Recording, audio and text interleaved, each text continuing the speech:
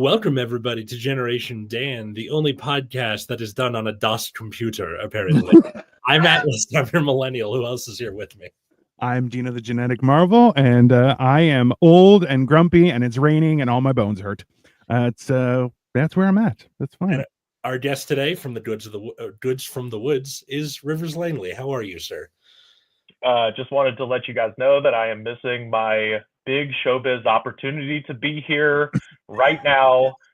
Just saw on the Everything app that Kanye West is having auditions right down the street from my house.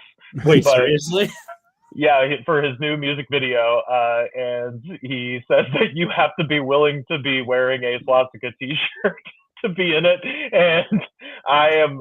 As soon as we hang up, I'm gonna go park across the street and just see, because it's literally like 5 blocks away, and I was like, I gotta see if people are going. Like, I mean, like you just to see. I just want to know, just because, like that. Saying something like that out loud, and you're like, you have to be willing. You're like, this is the problem. Is a lot of people will be like, I'm going to show my willingness by coming pre-dressed in a swastika and just heading over. You're like, that's a mistake, friend. You don't want to do that. His qualifications were you have to be darker than P. Diddy and no fatties allowed. So I was like, well, I'm not going to get it anyway. But maybe stay and watch the fireworks. That's Maybe they need a grip or something. I mean, listen, I would just walk in and be like, I identify as darker than P. Diddy. What's up? Let's just see what happens. That's fine. I feel like that. I identify as a waif. Yeah, it's 100%. It's fair. I get it. All right. So the topic we are talking about is tech making us useless. Okay. Now, Rivers, you have a significant amount of stringed instruments behind you. Are you able to play those? Is that... I have stringed instruments. I can't do shit with them because I have giant sausage fingers, but my wife can. So. Well, I do too, which actually makes you a decent rhythm player, but pretty shitty for like I could do a blues solo if it's really really slow. But yeah, I do have hot dog fingers. No, I've got the primary weapon there is the guitar, although that's an electric one. I don't know. I have roommates. So my opportunity to shred is pretty limited. So usually I'm rocking with an acoustic, which you can see right there. But no, and then the other two, mandolin, banjo, still learning. That's like the that's the unnecessarily complicated one. But I can do chords and stuff. Listen, I'm Greek. We have the bouzouki, which is 12 strings. And a bloody nightmare. I remember asking my dad, I'm like, hey, are there any like tips or booklets to learn how to play the bouzouki? And he goes, you play with your heart to the bouzouki. You do not have a lesson. This is how you express your love and your emotion. I'm like, so the answer is no. There's no booklet you can hand me. That's fine. Perfect. Thank you. No, that's code for I don't want to pay for lessons. He paid for them for my brother too, and I'm like, I took his, and I'm like, I'm just gonna steal this and give it to my wife. That's fine. he is the talented one. Mm-hmm. Yeah. I don't believe in you, son. Yeah. His first game. That's fair. I have no idea I don't know, Andrew. But yeah, see the Pokemon thing. I don't know. Well, this is the thing. So, like, my wife is ridiculously talented when it comes to music. She used to be a first chair violinist, and the thing is, like, weirdly, I'm not sure if you know what this is. It's called an automaton. So it looks kind of like a tiny little thingy, but it's got a mouth on it, and it's electronic, and it's very interesting. But like, I've given it to her, and I'm like, "Hey, can you play the Super Mario thing?" And she's like, and then she'll just play it. And I'm like, "What kind of witchcraft is that?" And there she is. Hi, Victoria. Not immediately find that sexy. That's amazing. With wild thing. And then I'm just like, how are you not doing that? She's like, and I'm like, all right, what's up, Canada, man?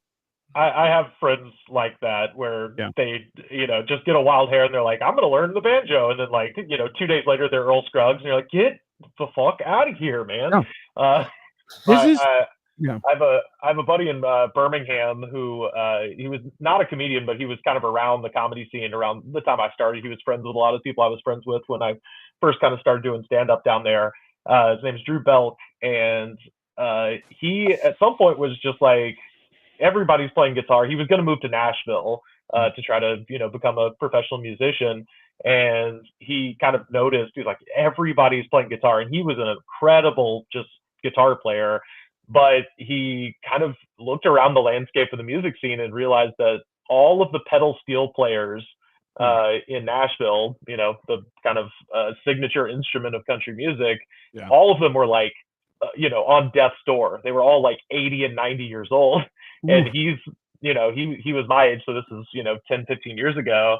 Yeah. And so he sold his Telecaster and got a pedal steel guitar, taught himself how to play it. And if you've never attempted to play one of those instruments, no disrespect to the bouzouki, but the bouzouki is a fucking acoustic guitar compared to real steel. It's two guitar necks laid down flat. You play it with like a slide, essentially. You have picks on all of your hands.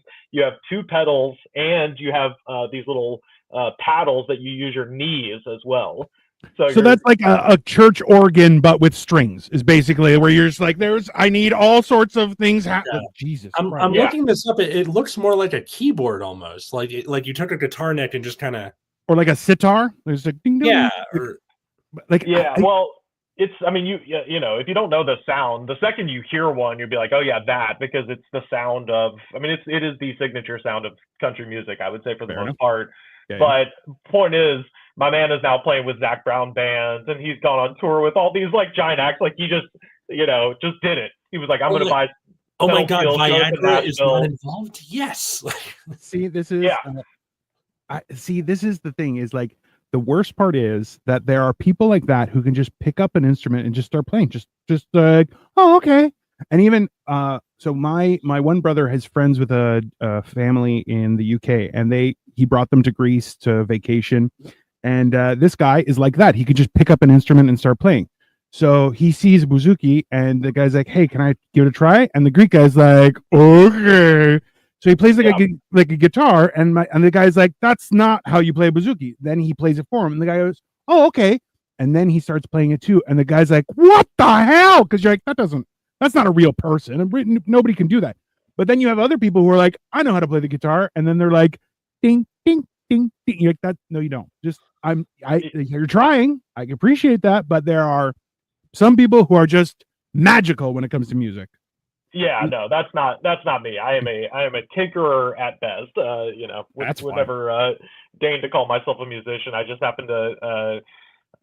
My mom is an antique dealer, and so she went to every yard sale in East Alabama for my entire childhood. So I just had musical instruments would just be in my room. I'd wake up on Saturday morning. I'm like, oh, I guess I have a fucking violin now.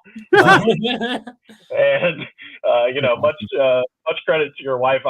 Me attempting to play the violin, because the fingering on a violin is almost exactly the same as a mandolin. So I was like, oh, I can at least maybe figure this out. No, you can't. It is.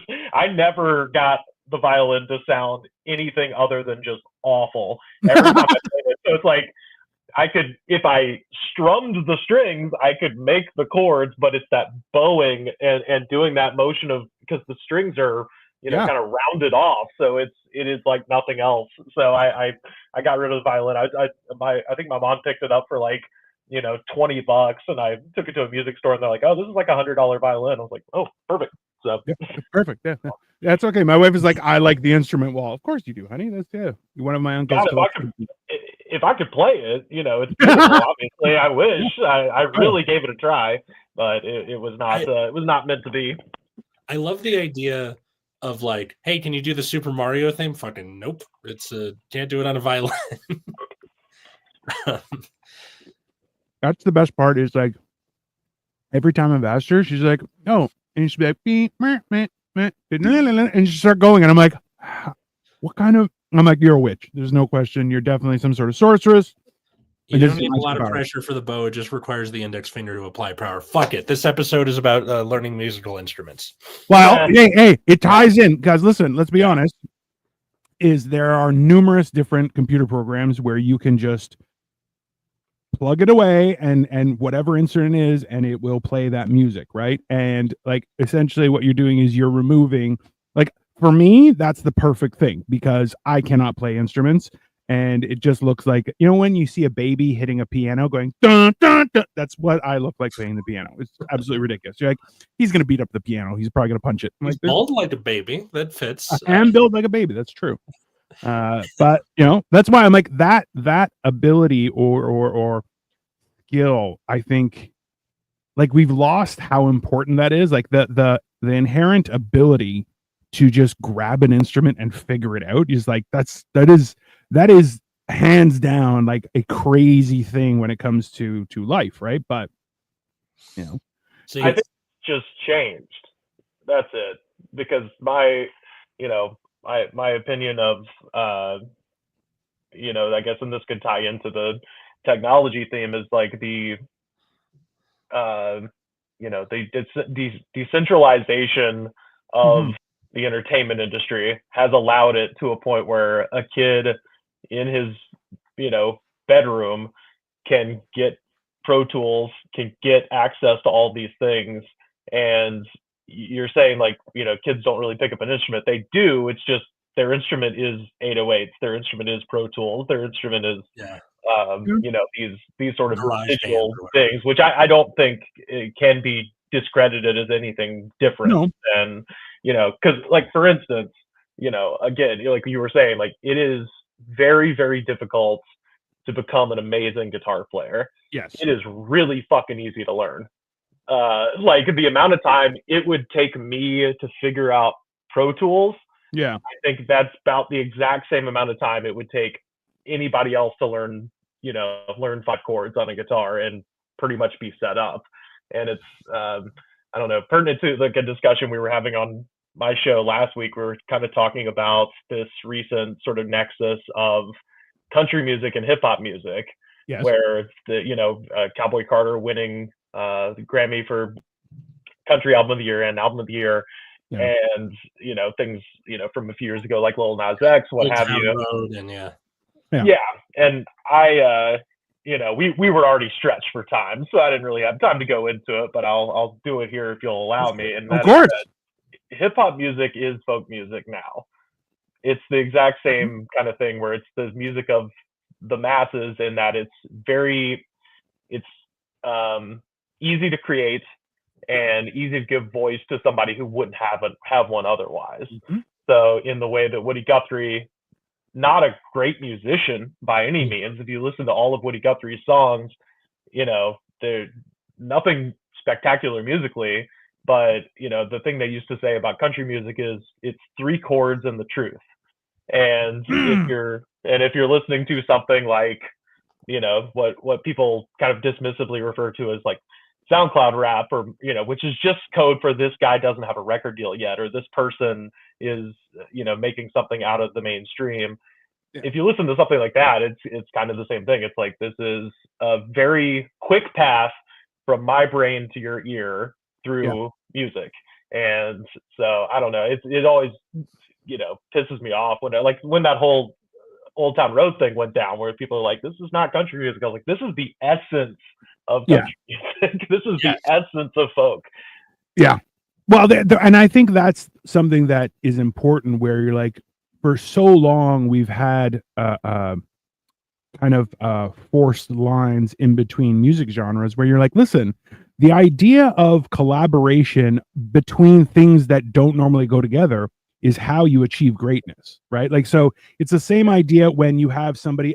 When there's an archaeologist who's looking at the history of time, but then you're like, oh, but you have somebody with those skills currently working in a field, they'll be able to identify stuff, because the archaeologist is just like, well, it's history, who knows? And you're like, but like there's certain parts where you have complementing fields of science and of manufacturing and stuff, that once they come together, you're like, they can go significantly farther. So in the same sense with music, where you're like, listen, that 3 chords and the truth, like, that's a kick in the dick, and I love it, because you're like, but that's what music should be, right? It should be that heartfelt communication. I mean, I think there's room for both. You know, I Sure. think there's room for you know, whatever, being in you know, having a perfected understanding of music and stuff like that. Like I'll just say, like, I can listen to Steely Dan, you know, like that's the most complicated shit in the world, and I dig that just as much as, you know, Run DMC, which is just boom bap fucking rap, you know, something that is just 808s and that's it, kind of a The thing. fact that they like also like them and Aerosmith together to Right. Well, I wouldn't call Aerosmith like the most complicated thing ever, but no, sure, but I'm saying I like understand it's your meaning. but like it's the genre mashup between the two. Yes. Yeah. Well, honestly, that's, I think, with that song specifically, you know, and Rick Rubin has said this before, is that his point was it's not a genre mashup. These are the same genres, because Run DMC didn't do anything different to that song. You know, if you listen to the original Toys in the Attic version of Walk This Way, he's rapping. That's what it is. Yeah. He's rapping. If you listen to, you know, Subterranean Homesick Blues by Bob Dylan, he's fucking rapping. Like this type of music has existed, and I think in the 80s there was, you can find every fucking shitty hair metal band that died, you know, when Nirvana came out. Every one of them in some MTV interview saying some shit like, "Oh man, you can't spell crap without rap." You're just like, brother, you're a dinosaur, and the comet is headed for Earth. Yeah. Well, and it's that whole idea where people, I think it bothers me more when people try and downplay or look down on other genres, when you're like, why? Like it's, you should be, because look, the amount of effort that it takes to become a musician is ridiculous. Like, it has to be your passion, otherwise good luck, you know? Yeah. So, or like, so looking down on like, I coined Atlas coined the phrase, I don't want to yuck your yum. that's Is not that me. idea where, That is not me. no, it was Atlas. It was Atlas from the beginning of time. He's the only person who ever said it. That's okay.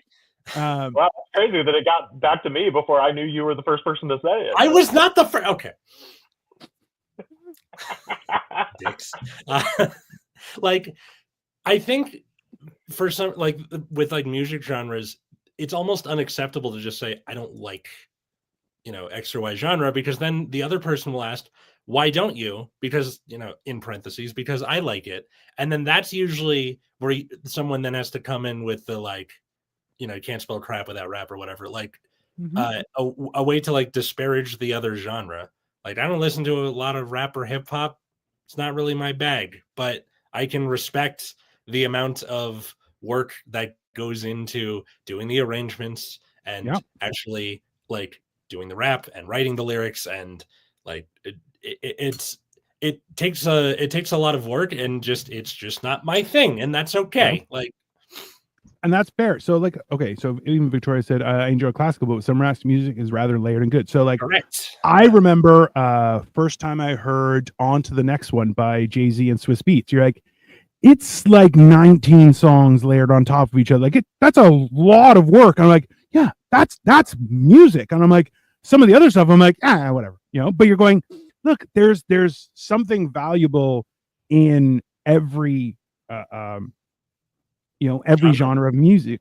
You know, it's not being able to appreciate it for the skill that it takes just makes you a shitty person of low character, right? So and that's why, like, especially but that's like think about it, is somebody's like, you can't spell crap without rap. You're like, you have makeup on and giant hair. What are you talking about with your skin tight pants? Like it's so ridiculous that someone would try and throw stones when you're like, I'm clearly in a glass house right now. You're like, well, yeah, that's why you shouldn't do that. And just like auto-tune, geez Lord, I might as well have Siri sing. I you know what, as someone, so I can sing to the point where, so you understand, Rivers, I used to be 500 pounds. Not that I'm thin now, but I've lost like 250 pounds, right? So what was the phrase you used? I've lost a fat person's worth of weight. It was two fat people. Now I used to be two fat people. Now I'm one fat people. So see, I was going to say, you are literally half the man you used to be. Yeah. I tried to explain it as I was like, oh, it's mitosis. And I had just blank stares in the audience when I said it. I'm like, nobody knows science. You're all idiots. Okay, fine. But none of you you're not ready for my Golgi apparatus joke. So yeah, because I'm like, yeah, he got the hair, I got the looks. And everyone's like, no. And I'm like, I'll cut everyone in this room. That's fine. Now I can run. So you're all in danger. But the wild thing is that like what was it? I would go to one comedy place on Friday nights, and they would have comedy, and then they would have karaoke afterward. And I would stick around, and one of the guys who ran it loved doing Backstreet Boys. And I'm like, I grew up in the 80s and 90s. I'm like, I love Backstreet Boys because I'm a dork. But so I would grab it on the mic and start singing with him. And everyone I know who knows me to be, someone who has what's called a resting murder face, they're like, you have the voice of an angel. I'm like, oh yeah, I can sing. And they're like, how is that possible? Because I'm also, at 500 pounds. They're like, none of this makes any sense. I'm like, still talented. What are you gonna do? What? You never heard of Solomon Burke? You never saw Aretha Franklin? Fat people could sing, motherfucker. Yeah. Exactly. What are you talking about? Ruben Studdard, Birmingham, in the house. Aretha Franklin is responsible for my favorite cover song of all time, which was she did a version of Eleanor Rigby by the Beatles. And, the lyrics are still the lyrics, but she makes it sound like Eleanor Rigby, like she's happy about it. It's great. Wait, who did that? Aretha Franklin. Oh, it's Aretha. Yeah. Yeah. Oh, that's yeah. Give the Dwayne Allman and Wilson Pickett version of "Hey Jude" a chance. That is the only Beatles cover that I'll allow. I will look that up. Hold on. Now I got to look that up because "Hey Jude," I love that song. This, so this will give me something to do. So just a little fun backstory on that. Wilson Pickett was recording at Muscle Shoals, and this was before the Allman Brothers were like big. So Dwayne is a session guitar player, and Dwayne has long ass hair, looks like a deadbeat hippie, and Wilson Pickett, of course, is black. And so the band goes out for lunch, and Wilson is like, this is Alabama in the 60s. So Wilson's like, just get me something to go. I don't want to deal with the fucking hassle. And Dwayne Allman, of course, it looks like a hippie. They're not going to let him in the restaurant either way. Yeah. So they just start jamming, and you get basically the birth of Southern rock from this. Like, wow. Everybody comes back to the studio, and they're like, and "Hey Jude's" the number one song in the world at the time. They're just jamming on it, and Wilson Pickett sings the fuck out of that song, and then at the very end you get to hear some pre-Allman Brothers Dwayne Allman just comes shredding in out of the thin blue sky. I can't wait to listen to that. I'm dying to listen to that right now. I know. Give that a listen, Ski. Yeah, I looked it up on Spotify. It's on my playlist. I'm going to listen to it on the drive back. Mm-hmm. Yeah, something to do. Brian says, "Are you guys talking about guitar?" Absolutely, we're talking about music, guitars, whatever you want. Yeah. You missed it. You missed it, Brian. Jesus, be on time next time. No, it's fine. Yeah, no. See, that's the thing is like that idea of collaboration and stuff. I'm like, people need to do more of that. Like you said, like Run DMC and Aerosmith obviously was very, very, very popular, but you're like, that's not. Who cares, right? But at the same time, you're going like, but something like that where you're going, they sang "Hey Jude," you're like, oh, number one, "Hey Jude" is a fucking killer song. Yeah. So the fact that two guys did that like that, you're like, oh, I will definitely like, oh yeah. See, that's the other thing is like my problem. I'm old. I'm like 1,000 years old, and I like to tell this people, every episode. That's fine. Listen, I because I was so fat, I aged in dog years. So it was just extra gravity and made me more aged. But it's fine. The point is, this is like now I hear some new music, and I'm like, that's not music. You're just talking to sound. It's not a thing. And then I hear other new music, and I'm like, that's awesome. You're like when someone like I feel like I feel like music has to communicate not necessarily a message, but something. There has to be some sort of information, right? Like, and especially some music, you don't even need lyrics, and you're like, I feel everything. Which, as someone who has a lump of coal instead of a heart, it's amazing. I'll tell you. You're just like, oh, look, emotions, so exciting. But I was about to go on a tirade about musicals, but I will restrain myself for the good of our guest. So well, I was just gonna say that the fact that you have that reaction to anything, the reaction being this isn't music, That's why it's cool to people who are younger. Yes. It's Oh the yeah, same for sure. reason. It's the exact same. Like my job here in LA, in addition to just dazzling the Los Angeles stand-up comedy scene, I'm also a tour guide, and I do private tours. Basically, it's like one family at a time. Cool. Take them around Hollywood. Show them how whatever sites, take pictures, all that shit. Great job. Been doing it a long time, but it does give me a chance to interact with families, and specifically with like younger kids, and it's I think given me a great sort of attitude about any sort of professional jealousy that might ever arrive in terms of show business, because it's like no one gives a shit. No one cares. No normal person can name a stand-up comedian that's still doing it. Like, that's the funniest thing to me is I'll tell them like, oh yeah, they're like, why did you move to LA? I'm like, oh, I'm a comedian. They go, oh, that's great. We love stand-up. I'm like, who are your favorite stand-ups? And invariably they're like, oh, well, Robin Williams before he died. I used to love Eddie Murphy. And I'm like, name someone who's done it in the last 40 years. And they can't, because we are George Carlin before he died. Yeah.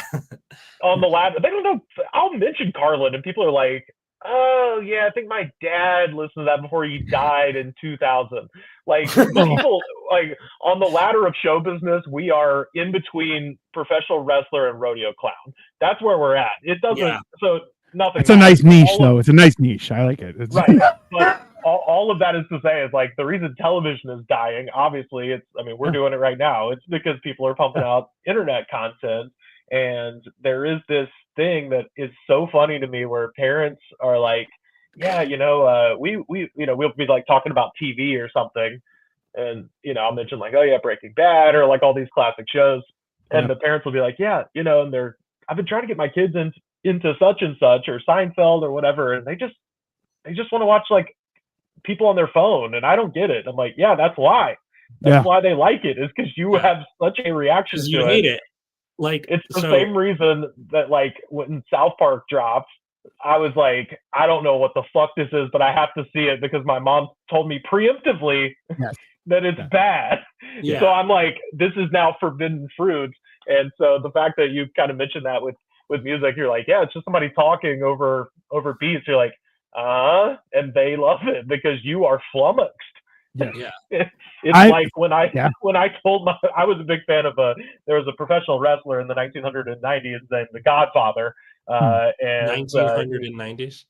His catchphrase, he was a pimp, and he would come out to the ring with a bunch of hoes, and when they were about to fight, he would instead of fighting, he would say, I'll give you some of these ladies you can have for the evening. And then the guy would take the women, and then they would ring the bell, and the guy would get counted out. And that's how he would win all of his matches. And his catchphrase was "Pimpin' ain't easy." And there was definitely a moment where I, not understanding anything about the world at that point, being in 6th grade, said that to my mom when she told me to like clean my room. I was like, Mom, pimpin' ain't easy. And she was like, what the fuck? What are you talking about? And I think that sealed my brain that wrestling is cool forever, because of her reaction to it was just like, what the fuck did you just say? So, listen, your description that it's like between stand-up comedians, between wrestling and rodeo clown, I'm like, I'm fit for all those jobs because I'm 6'2" and 250 pounds. I'm like, that is my niche right there, that window. I'm like, I could be fodder for the wrestling, fodder for the animals hitting stuff, that's for sure. I actually interviewed a rodeo clown, and he was explaining stuff to me. I'm like, how? He's like, you'll break everything. And I'm like, oh God, I don't want to do that. Because you're pretty big. That's a bad idea. I'm like, yeah, that's for sure. Yeah, no, I just mean that in terms of fame level. Like, the chances of you breaking out of this little bubble that we all live in is so low that it's like, just have fun. And it's becoming less and less now, which is good. But there was a time, like when I first moved to Los Angeles, where somebody who sucks would get a shot on like the Tonight Show or something, and people would be all pissed about it. And you're just like, brother, no one watches Jimmy Kimmel. No one watches any of these things. These shows no one that we respect watches Jimmy Kimmel. Like, no, it's not even that. It's like the people who are watching are asleep before the comedian goes on, because they are old people in nursing homes, and everybody else is not like writing down like, oh, I must find out more about this stand-up comedian. Like it's not a path necessarily. But then that becomes like a credit forever, where like you've seen him on Jimmy Kimmel, and then you don't have to worry ever again. That's true. But that's why you make up things when streamers die. That becomes your new credit because nobody has any way to check. Like you've seen me on CISO, Atlas. You know this. I had like 2 seasons of the most successful show on CISO. Yeah, it's kind of like for the people out there, like I have no idea what they're talking about. When you're like applying for a job and you're like, I was a manager at Toys R Us. Go ahead, try and check. Yeah. Best of luck. You guys saw my stand-up special in 6 parts on Quibi. Yeah. I dare you to say otherwise. Hilariously, like, bro, you know how many times I had friends call me and they're like, "Hey, I'm interviewing for this job. Can I put you down as reference?" I'm like, yeah, sure. What? They're like, okay, I'm going to tell them that you were my manager. And I'm like, I was never your manager. They're like, yeah, I need you to lie. I'm like, oh, what do you want me to say? Just write out what you want me to say, and I'll make it up. That's fine. Yeah. And I was just like, I'm like, does everyone do this? Apparently, everyone does this. And I'm like, oh, I'm the idiot here, just giving the truth, like a fucking dipshit. That's fine. Brian, yeah.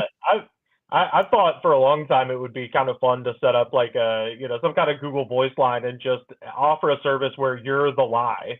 Like it'd be great. You get a bunch of actors, like voice actors working for you. So like, people who can do regional accents, like, oh yeah, this guy in Philly I used to work for, and have, some inspiring voice actor pop on a Yinzer Philly fucking accent, and use from the Midwest, where you're just like, oh yeah, he was a great manager. Unfortunately, my store closed because I'm a small business owner and I suck at finance, but he was a great manager, Yeah.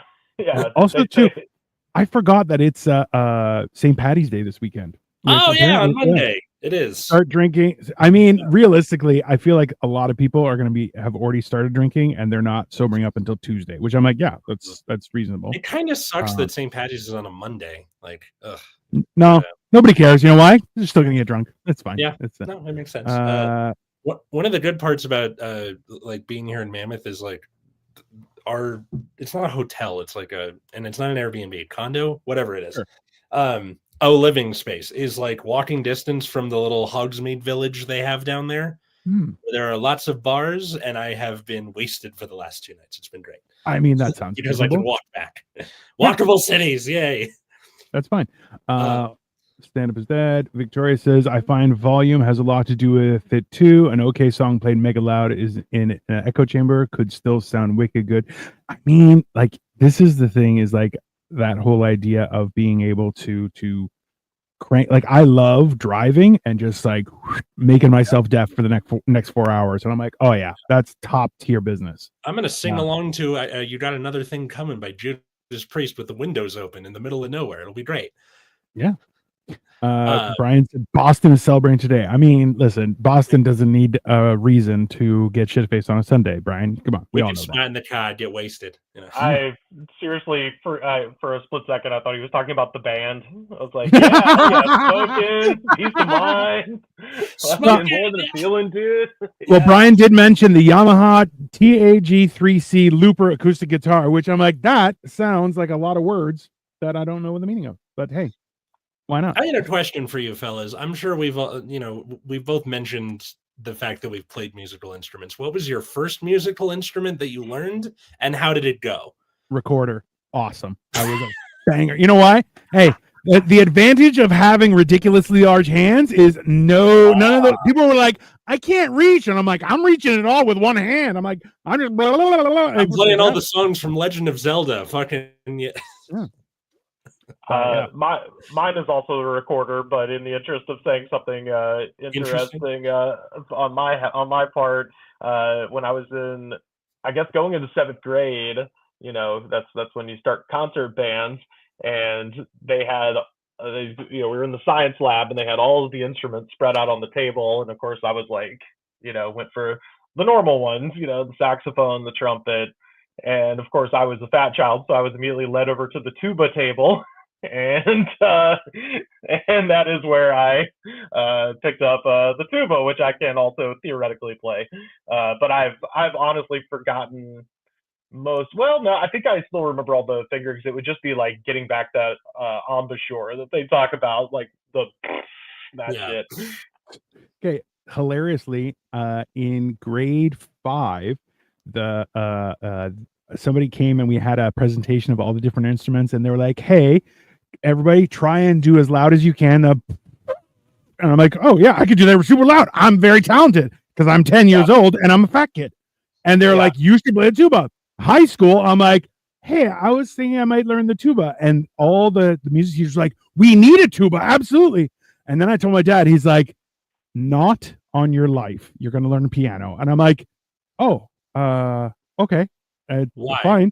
Because he didn't want a tuba in his house. That is it. After a long day, he's like, "Yeah, no, you're not." I'm like, "What about like French horn?" He's like, "No, you're gonna." You can play the keyboard with the headphones on. That's why. That's exactly, yeah. That was that's it. Yeah.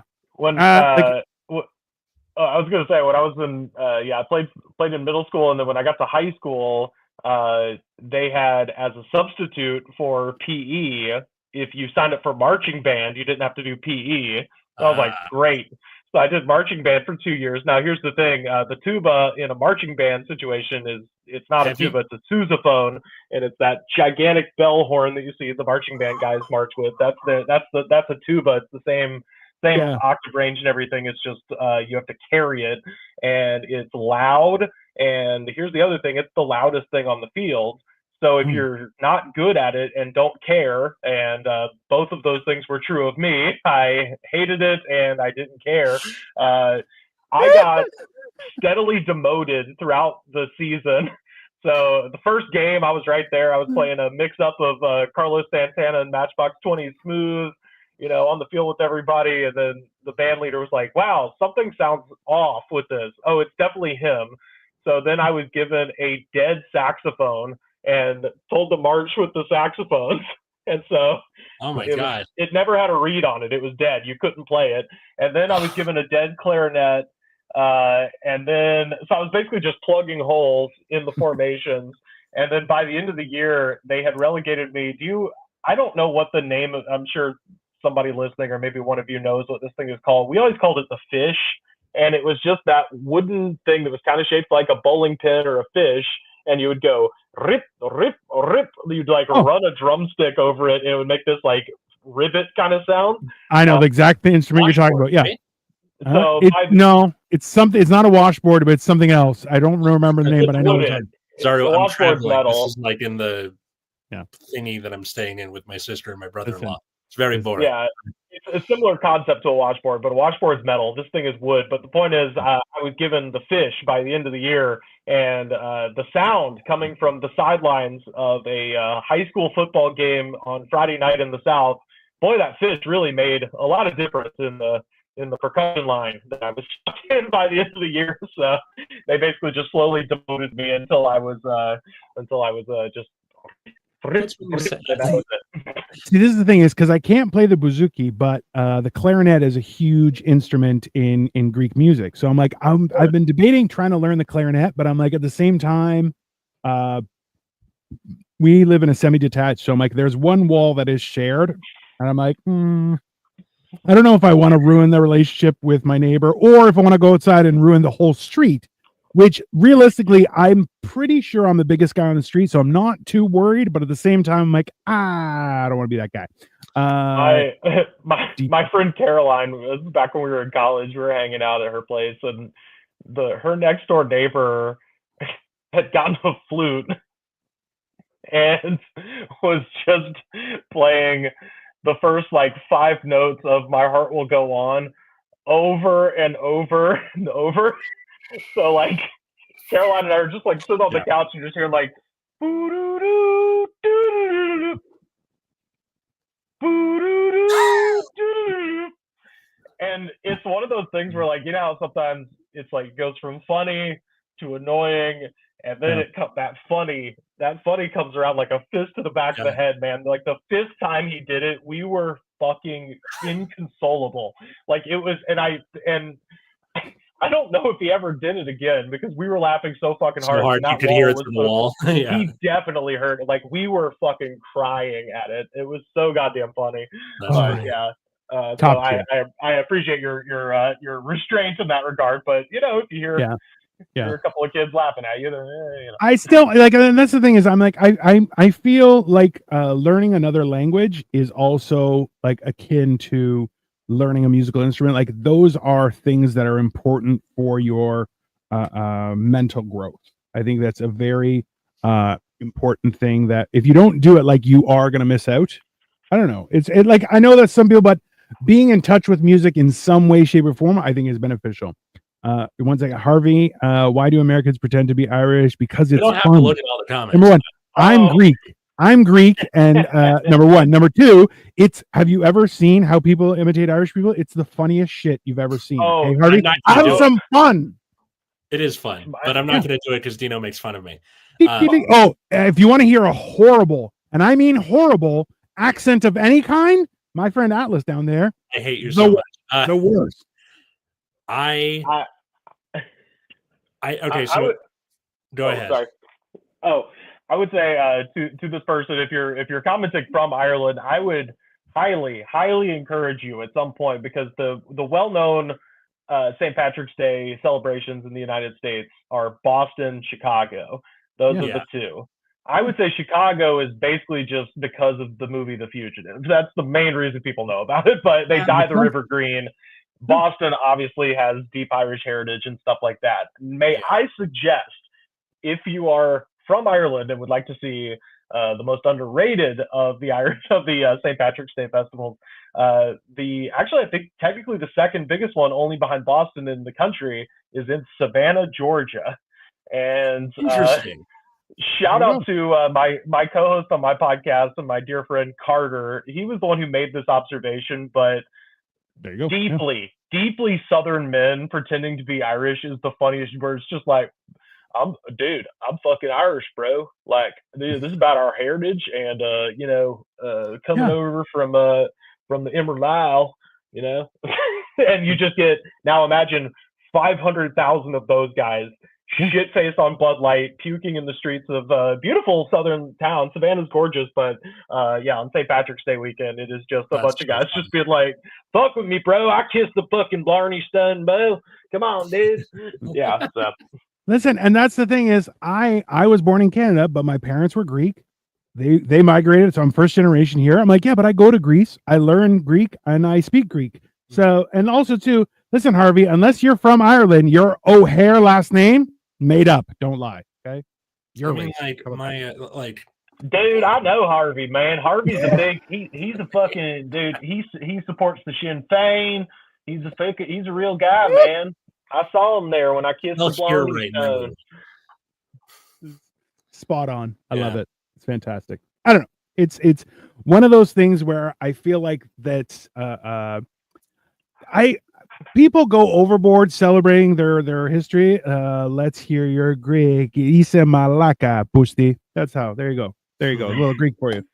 So, but that's fine. Yeah, I feel like that's part of growth. That's why I'm like, the investment of time and energy it takes to become proficient in anything is part of that experience, right? Like it's that whole idea that the journey matters as well, right? I'll give you an example. So I teach a creative writing class in addition to English, and I try and switch between like big story and then like a little assignment, and then a big story, and then a little assignment. And the little assignment that I gave them was like a 4-panel comic. Yes, it's a writing class, but you have to draw this 4-panel comic. Yeah. And a lot of the kids were like, well, I'm not good at drawing. And I'm like, well, neither am I, but I care more about the like writing and the story and the characters. And you can make a stick figure expressive. And then I was showing them all the things with like little sweat drop on the side for if someone's nervous, or the popping vein, like from anime, like to do that. And then kids were still complaining, like, I'm not good at drawing. I'm like, then draw more and then you'll get better at it. And then, like, well, that's what Atlas on behalf of all of the kids who finished their homework 2 minutes before class started. Thank you. You're welcome. So on behalf of people who don't like to think about shit very much, like, oh yeah, this guy gave us an easy thing. Yeah, pretty much, and that's fine. But then like the assignment I gave them before was like they had to do like a full world building exercise, and then so it was like a really long one. So the comic was like a palate cleanser. I say that because I'm a kid who likes to draw. You know, I'm not very similar to my guitar skills. I'm not a good drawer. Championship doodler. Fuck with me at Pictionary, motherfucker. Fuck with me. Yeah. I'm not for the Pictionary. I'm not gonna sit there and do a still life with water lilies and shit. Yeah. But if you tell me to for the art teacher upstairs, tell me to draw a zebra, I'm gonna make it look like a goddamn zebra. Like I am a championship doodler, and anytime I got an assignment like that, I always like took it pretty seriously. And then you would just see people who just farted something out at the bus stop. You're like, man, fuck off, dude. Yeah. Why are you not taking Mr. Novak's shit seriously, bro? I'm fucking Irish, man. I'm just totally, bro. Like that is the problem with my electives, because half of them are kids who are like, I want to learn how to write a good story, or I'm really interested in movies, film study. And the other half are like, I didn't pick an elective because I didn't bother to fill out my schedule, and they dumped me here, and I'm going to make a life a living hell for everyone else. It's the worst. I hate it. Oh, you gotta inspire those kids, man. You gotta turn your seat backwards and you know, put on tell them how cool Jesus is. You know the drill. It's walk on the desks and give them. Yeah, it's like I've actually done that before. It's fun. It is fun. Listen, I think the one important part, and this is where like I think that is the only saving grace that we have, is like that idea where you're like a creative teacher who loves his subject is unduplicatable. You're like that. You will learn so much more just because of their enthusiasm. They're going to learn different ways to make sure they can communicate with you. And you're like, I had a algebra geometry teacher who loved it. Like he was actually a doctor of mathematics, but he was a little guy with like great hair. But he was just like, he just loved math, right? And I'm like, but his love of math gave math life, right? So it was always an exciting, because he's like, well, he goes, I know you guys are wondering, like, when am I going to use this? Because the whole point was you need an algebra geometry credit for university. And you're like, that's stupid, but regardless. So he's like, I understand you guys are wondering, how am I going to use this? I'm going to get into university. I'm never going to use it. He goes, I'm going to show you how you use it in real life. And then he would go into the whole thing, and you're going, he gave me something that had value, right? If I'm not willing to invest in that, like, what's the point? Yeah, most of the time your music teacher is the shit too. What? Or he's constructed a very elaborate fiction. I have literally never used math in my life. You know the number I fucking memorized? 12/05/2005. That's the last date of my last math class. I never thought about it again. I gladly pay a Russian lady in Venice to do my taxes every year. No problem. I will never think about it. It does not concern me in the least. Now, that said, bouncing off what you said, the flip side of that, I had a couple of English teachers back to back who were so proficient at their subject, it made me want to look like not a dumbass when I walked in there. Thank you. Which is like a thing of like, these two people are so fucking cool that like I don't want to seem like shithead, so I'm gonna read The Great Gatsby and really try to like wrap my head around it, so I don't seem like lame in front of these two. And you're right, that is, I get your point. I'm just funning about math, but I personally I feel about math the way I feel about free jazz and improv. I'm glad y'all like it. Not for me. Nobody likes improv. Nope. How dare you? Y'all have fun with your Ornette Coleman. Y'all have fun with your ASCAT. Y'all have fun with your fucking calculus. I don't know what it is. I don't want to know. But I'm glad you guys are having a good time. I've never been more confused than friends who used to be stand-up comedians who are like, I'm going to start doing improv. And then I went to a show to be supportive, and I'm like, I don't understand what's happening right now. To the point where like some people will outwardly start laughing at non-funny parts, but they're like, ha, ha, ha, and I'm like, what the hell is going on here? And then a funny thing happens, nothing. And I'm like, I don't know what to do here. This is not for me. I just turn around and walk away. I'm like, yeah, good. I'm very supportive. Yeah. Yeah, I like my thing with how this my guy thing says, with "Do you guys have OnlyFans?" my thing with all of it is I'm like, this is not an argument that I'm prepared to make because I don't know what the fuck I'm talking about. It's just like Yeah. I had a buddy who was in LA, and LA is like the mecca for improv, and Yeah. he's a huge improv fan. He's not a comedian. He's never done it before. He just likes watching it, and Sure. I'm an amazing host. So we ended up going to UCB and went around and went to a couple of the improv places. And to your point, the whole time I'm looking over and my friend is just losing it. He's loving it. He's having the time of his life. And I'm just like, I want to die. Yeah. I would rather be dead than in this seat right now. But like I said, it's not an argument. I'm wrong. I'm fessing up to it. This is a moral failing on my part. Or just you don't want to yuck on the guy's yum. Callback. Yeah. Bingo. Yeah. Yeah, I told you invented it. And that's the thing is too, like, I'm like, I use the pandemic to learn how to laugh again, because I'm like, the problem with comedians is we watch stuff and we try and piece together how he got there or she got there and where they're going. And I'm like, listen, because the fact is, if the audience can predict where your joke is going, you suck. If comedians can predict where you're going, if even comedians can't predict where you're going, that's gold. And I'm like, that's the thing is, like, if I can't see where you're going, that's exciting, right? Because that's you're opening up an opportunity. If yes, okay, do you guys have OnlyFans? If yes, I'm throwing my phone in the seat. Listen, friend, you can you could just you don't have. Hey, we can make this an OnlyFans. Just send me a super chat. Yeah. Wait. Fine. Yeah, I'll do whatever you want. After what Rivers was saying earlier, that means it's cool for us to do OnlyFans. That's right. Yeah, that's punk rock, man. That's fucking we're the Pistols of sex. It's one shot and done. That's fair. Yeah. Yeah. Yeah. Oh, that's fine. This is great. No, I'm definitely, I'm can't wait to listen to that Hey Jude version that you told us about, because that's just exciting. But yeah, shoot me a message. I want to know. You know Wilson Pickett, right? He's the guy who does Mustang Sally and In the Midnight Hour. Yeah. Land of 1,000 Dances. Nah, nah, nah, nah, nah, nah, nah, nah. That guy. So he was. Which then became Here Comes the Hot Step, and it's stuck in my head forever. Yeah, that's right. Yes. Yep. But I remember Hot Stepper. That's my Okay. Well, I mean, hey. I grew up in a very weird place in the world. That's fine. But yeah, no. See, this is the thing is, like, I have a bad habit of, I'm like, I remember songs. I don't remember who sang them, who they are, what other. I'm like, no. I hear a song and I'm like, oh, that's a good song, because I'm an idiot. So it's weird. I think a good way to close this out, since this became about music, which I'm happy about. This was a fun. Oh, I'm ready to talk some shit on AI if y'all are. Well, I was just gonna. Never mind. It's fine. Because I think it's a fucking scam. I think it's a bubble. I agree. I think it's going the way of NFTs. I think it's going the way of crypto. I think it's just scams on scams on scams.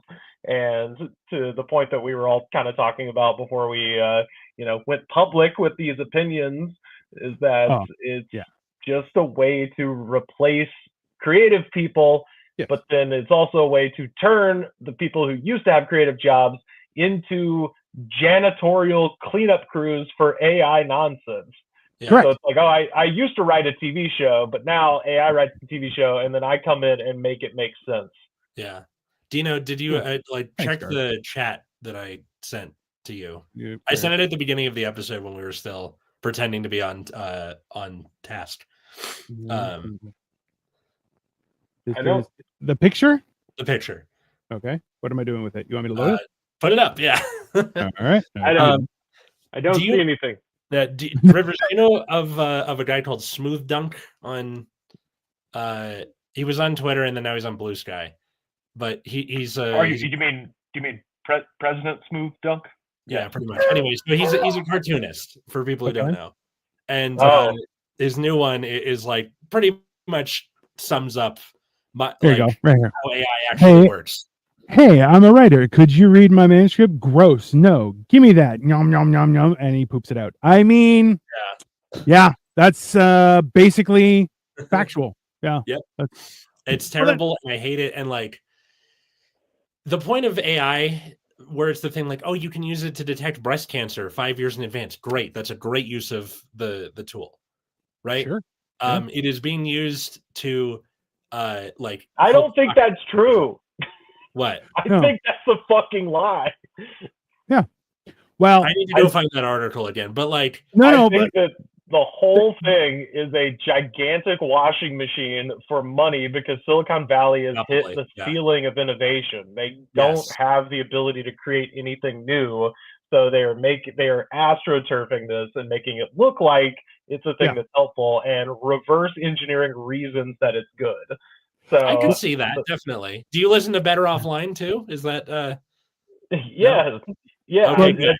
yeah. I was gonna say I've got Ed Zitron's fucking blog pulled up right here because Yeah. I've been we've been following trying to that guy get him on the since show before the too. podcast, and my god, dude, yeah, his rants on it are so fucking funny, but also you're just like, God.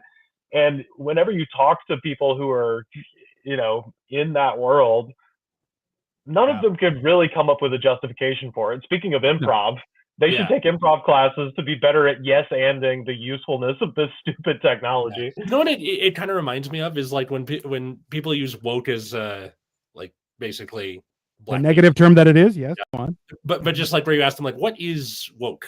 Like it's the same thing. Like how is AI useful? You get the same like, I don't know. Fuck. I do with that. I do that when people are like, I just don't like the vibes. Can you explain what you don't like about the vibes? And they go, I just don't like it. Yeah, explain it to me. Do and you they know go, where you learned that skill? Fuck vibes. I go fuck vibes over woke because when they're saying woke, it's just like it's black and gay. That's all that means. Yeah. Black and gay, and I fucking hate those things. That is it. And do you know where you learn the skill of like explain the vibes for me? English class. Like analyze books and poems and shit. It's about like the real world. Okay. Or important. Yeah, it's Hello a little to Indonesia. It's a little easier to decipher when people say woke. It's just like, oh, you're a fucking douchebag. I get it. But yeah, with that, I prefer the it's got fuck vibes. The vibes are fucked, etc. Sure, and you know what? I'm not saying they're not, but I want you to explain why they are. And that is like the biggest problem I found is being able to, and I'll say this freely, is like I hated English class because I thought it was a waste of time. But once I started communicating better, like I was like I spoke in front of 1,000 people when I was 12 years old. I have constantly been a public speaker. I have you could give me 5 minutes and a topic, I will talk for an hour without problem. Which ta-da podcast. So which I have multiple of.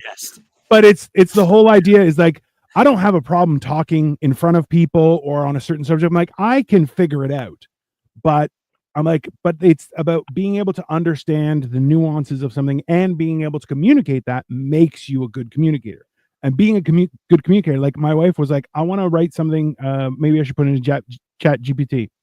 And she did. And I was like, well, let me give it a try. So I say my thing, chat GPT, almost identical. And I'm like, nah, I'm a robot. There you go. Now we all know. Yeah.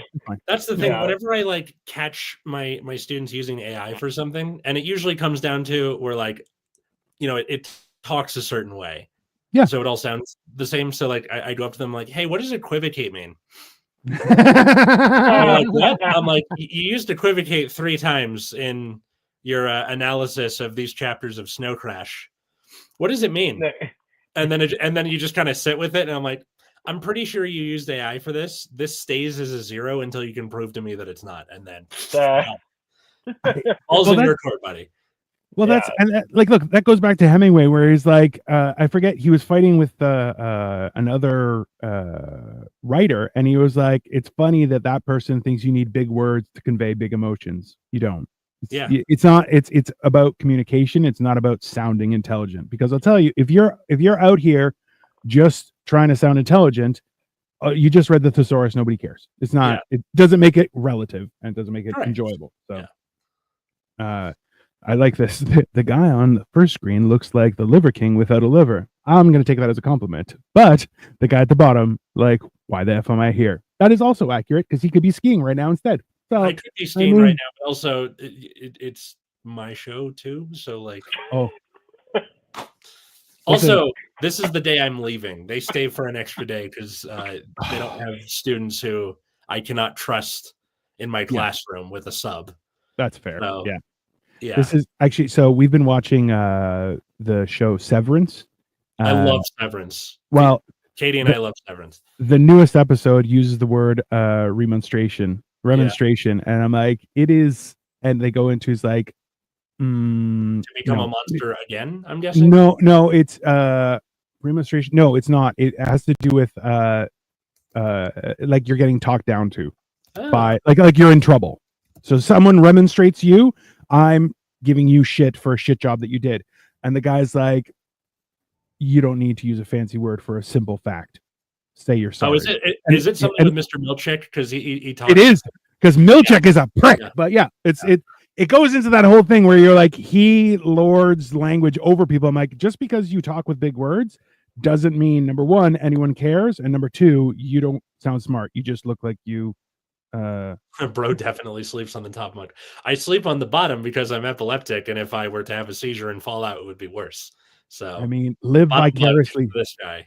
I mean, hey, you know what? What you should do is then just strap one hand to the wall. That way, even if you do roll, you'll stop. You'll just. I've only been here for 2 days. I don't get to do wacky shit like that, unfortunately. Bring bungee cords with you, sir. Bring bungee cords everywhere you go. Anyways, Rivers, thank you so much for coming on. Please tell us where everyone can find your content and everything about you. Maybe hunt you down, spend the night, whatever you're comfortable with. It's fine. Sexy. Yeah, well, thank you so much for having me. You can find me on all the social medias at Rivers Langley. It's right there. That's spelled. I'm the only Rivers Langley on the planet, so I'm very easy to find.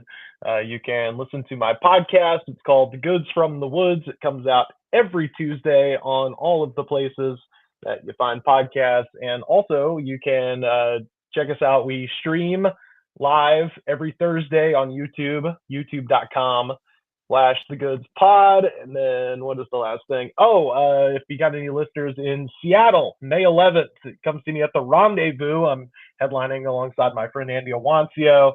And the next night on May 12th, I'm going to be at Eastburn Public House in Portland, Oregon. So doing stand-up comedy. So please come out and see me if you're in the Pacific Northwest. I'd love to see you and say you saw me on the Atlas, Novak, and Dino experience. I mean, the Dino experience has been a possible runner for a podcast, so that's fair. You can follow us at Generation Dan wherever your social medias are found. The Generation Dan. Yeah, there you go. We stream on Sunday. New episodes come out on your podcast app on Fridays. You can also follow me at Atlas Novak, literally anywhere: Blue Sky, TikTok, Instagram. And then if you're a fan of the trading card game Card Fight Vanguard, you can check out Nexus at Night. Do streams for that every Friday, although not this Friday because there's a regional, and fuck that, I'm not streaming the night before a regional. What's up, Dino? He makes it sound like he's like, I'm preparing for war. I don't have time for these silly conversations. It just means I have to get up at like ass o'clock in the morning on a Saturday, which is like, fuck that shit. Yeah, so, that is fair. Yeah. I am Dino the Genetic Marvel, everyone. The reason for that is because I used to be 500 pounds and had no giant titties. It's magnificent. So please hit me up on all social media. I do have tomorrow. We have motherfucking Mondays in the afternoon where we're going to be going through and fact checking some statements that someone made. At nighttime, we have Life of Giants, where we're going to take care of a historic quote and see how it affects us. Some of them are positive, some of them are negative. As well, we have things like Mental Health on Thursdays and Hammered in Cheese, which is always fantastic, which is on Saturday nights, where we will cook dinner and get shit-faced. It always is interesting. So please. Can I do these? You are. I just subscribed to your YouTube channel because, I'm like, I saw some of the clips of your stuff and I'm like, oh, yeah, we could definitely fuck around with that. That's fair. Hell yeah. We'll definitely. I want to eat cheese. I mean, who does it? I'll be honest with you. We ordered lunch the other day, and one of the things that we got for free because we ordered a bunch of pizzas was a ridiculously large mozzarella stick. And when I mean ridiculously large, it was at least 10 inches long. And and Victoria didn't even want any. So I just ate the entire thing of cheese. I haven't pooped since. I'll be honest with you. It's a little bit much, but I don't regret any decision whatsoever. Anyway. You earned it, brother. I mean, yeah, like there was just hard work. I put in the hours on that mozzarella stick. These are the sacrifices that must be made. What is it about cheese where either you don't shit for a week or you shit everything immediately? There is no in between. I prefer the first way because the second way is definitely mean I'm going to shit my pants, and I am not into that. Yeah. Thank you very much. Nobody's a fan. Anyway, thanks everybody for watching and listening. Have a wonderful rest of your We'll day. see you next time.